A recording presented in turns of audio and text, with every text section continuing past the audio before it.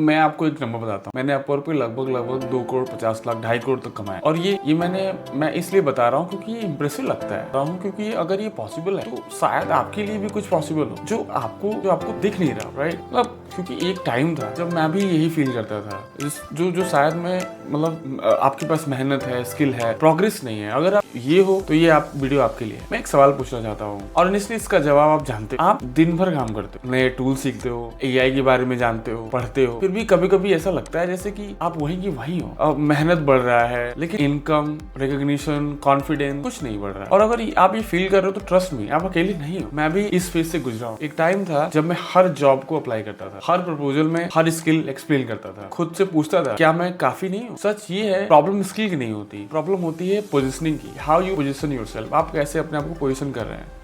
और जिस दिन मुझे ये बात समझ आई उस दिन सब कुछ धीरे धीरे चेंज होने लगा। मैंने पूछना बंद कर दिया कि मैं क्या बना सकता हूँ, और मैं पूछना शुरू कर दिया कि क्लाइंट की कौन सी ऐसी प्रॉब्लम है जो मैं उसको सॉल्व कर सकती है, वो मुझे पे कर सकता है। और यहीं से मेरी जर्नी शुरू हुई है एजेंट्स की। आज मैं अपवर्क पे अगर आप देखोगे तो मेरे लगभग 60+ जॉब्स हैं, और गूगल पे देखोगे तो लगभग 50 क्लाइंट्स हैं।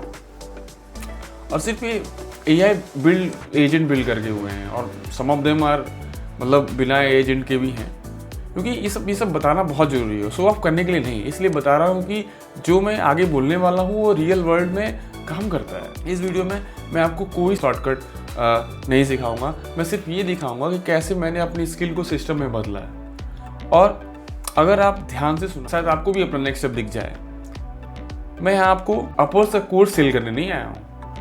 मैं बस ये चाहता हूँ कि जो गलतियाँ मैंने सालों में की वो आप दोबारा ना दोहराएं और अपना टाइम ना गंवाएं। इसलिए मैंने आपको 10 बातें बतानी। सबसे पहली बात, टिप नंबर 1, क्लाइंट की लैंग्वेज में बात करो। क्लाइंट कभी नहीं कहता कि मुझे GPT-4 चाहिए, GPT-5 चाहिए, मुझे रैग चाहिए। क्लाइंट कहता है मेरा काम मैनुअल है और स्लो है, राइट, और मुझे डेली हेडेक देता है। अगर आप टूल की लैंग्वेज बोल रहे हो तो क्लाइंट आपकी बात सुन ही नहीं रहा है, तो वो कभी आपसे ना मीटिंग करेगा ना आपसे क्लोज होगा। टिप नंबर 2, प्रपोजल में स्किल्स लिखना सबसे इजी होता है। सारे फ्रीलांसर्स स्किल लिखते हैं, पर क्लाइंट स्किल्स नहीं खरीदते हैं, वो यूज केस खरीदते हैं। पाइथन लिख देना, नोड लिख देना, एआई लिख देना से नहीं चलेगा। मैं आपको ये मैनुअल काम ऑटोमेट करूंगा जिससे आप 2-3 घंटे में डेली आपका बचेगा। ऐसे लिखना पड़ता है। देखो, स्किल लिस्ट इंटरव्यू तक लाती है, लेकिन यूज केस जो होता है ना, डील क्लोज करती है क्लाइंट के साथ। टिप नंबर 3 पे आते हैं। मैं आपको प्रॉमिस कर देता हूँ और ये डेमो ज़्यादा दूंगा, मतलब ट्राई करूँ कि डेमो का लिंक अवेलेबल हो क्लाइंट के हर प्रपोजल में। डेमो से क्लाइंट का डाउट क्लियर होता है, वो ये समझता है कि हाँ इसने प्रीवियसली काम किया हुआ है, इसको एक्सपीरियंस है, तो ये काम मेरा आराम से कर देगा।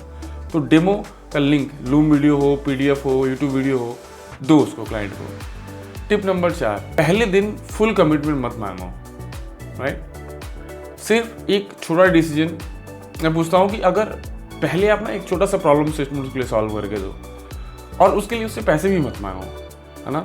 और अगर वो बना के दे सकते हो उसको, वो स्मॉल स्टेप, देन अगर वो ट्रस्ट बिल्डअप होता है और स्मॉल यस भी बोलता है तो समझ लो कि डील क्लोज है। टिप नंबर 5, जिस कन्वर्सेशन में पैसे से पहली बात शुरू होती है ना, उसका एजेंट डिस्काउंट पे होता है या फिर क्लाइंट समझता है कि ग्रीडी है। मैंने पहले इम्पैक्ट एक्सप्लेन करता हूँ, सिस्टम क्या करेगा, कौन सा काम करेगा, क्लाइंट को क्या रिलीफ मिलेगा।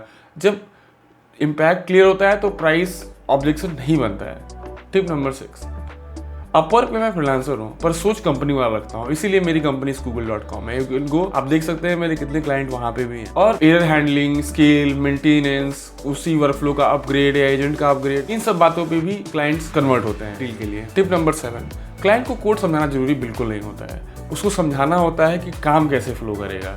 इसलिए मैं सिर्फ बॉक्सेज और अरे बना के फ्लो बनाता हूँ। इनपुट क्या होगा, आउटपुट क्या होगा, प्रोसेस बीच में क्या इन्वॉल्व होगा। जिस दिन क्लाइंट ये समझ जाते हैं ना, ट्रस्ट बन जाता है, और ट्रस्ट बन जाता है ना, डील क्लोज हो जाती है। डील क्लोज हो जाती है ना तो पैसे फर्क नहीं। टिप नंबर 8, सच बताऊं आज एआई ना वर्ड सब लोग यूज कर रहे हैं, एवरी फ्रीलांसर यूज है, थोड़ा बहुत ओवर यूज हो चुका है। एआई बोलने के बजाय बिजनेस वर्ड्स यूज करता हूँ, automation, workflow, reliability, like client buzzword से नहीं, स्टेबिलिटी से इंप्रेस होता है। टिप नंबर 9, देखो मैं प्रपोजल में ना, देखो प्रपोजल में ट्राई करो कि देखो 1 टाइम टास्क लिखना, है ना, और एक पूरा प्रॉपर स्ट्रैटेजी बना के भेजना कि अगर आप ये फॉलो करोगे तो आगे प्रॉब्लम में ये आएगी, है ना, जो मैंने पहले फेस किया। अगर नहीं भी फेस की हो तो ट्राई करो GPT और अपवर्क से जाके उस प्रॉब्लम को अंडरस्टैंड करना एंड देन बोलो। जैसे देखो, जैसे हमें क्लाइंट को ये समझाना पड़ता है कि जैसे उनकी बिजनेस नीड्स बढ़ेगी वैसे उनकी ऑटोमेशन कैपेबिलिटीज भी बढ़ेंगी। तो हमें ये मेक श्योर करना पड़ेगा कि हम उसे ओवर कमिट ना करें कि विद इन 1 वीक हम आपके सारे बिजनेस के सारे ऑटोमेशन प्रॉब्लम सॉल्व कर देंगे। हम उसे अंडर कमिट करें और ओवर डिलीवरी करें। और इससे ना हम क्लाइंट्स को और प्रोजेक्ट्स को रिटेनर बेसिस पे भी रख सकते हैं। टिप नंबर 10, आप अंडर क्वालिफाइड नहीं हो, बस आप अपनी स्किल को सही एंगल से प्रेजेंट नहीं कर रहे हो। अगर आप प्रॉब्लम को सिस्टम की तरह सोच सकते हो ना, तो आप ऑलरेडी सोल्यूशन बिल्डर हो, और सोल्यूशन बिल्डर ही क्लोज करते हैं क्लाइंट्स के लिए, है ना। मैं ये वीडियो इसलिए बना रहा हूँ क्योंकि मुझे पता है ये फेज़ कैसा फील होता है।